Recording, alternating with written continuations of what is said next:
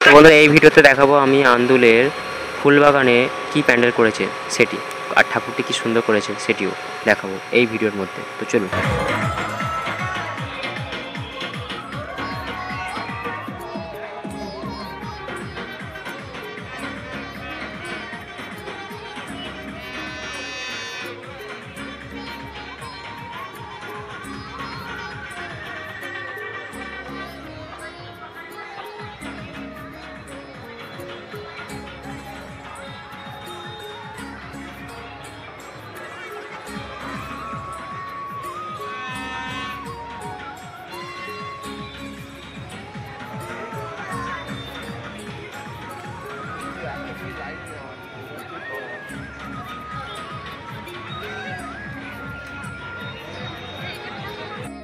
তো বন্ধুরা ভিডিওটি কেমন লাগলো আমাকে অবশ্যই কমেন্ট করে জানাবেন, and like share and subscribe করে পাশে থাকবেন আর মাই লাইফ বিশ্ব ইউটিউব চ্যানেলে, আর ফেসবুক পেজে দেখে থাকলে সেখানে আমাকে ফলো করে রাখবেন, তার নাম হচ্ছে বিশ্ব স্টার।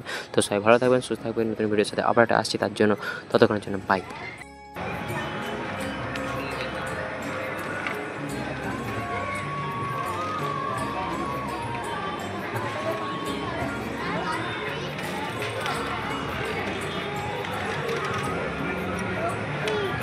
একটা নিচু করে তুলে দাও।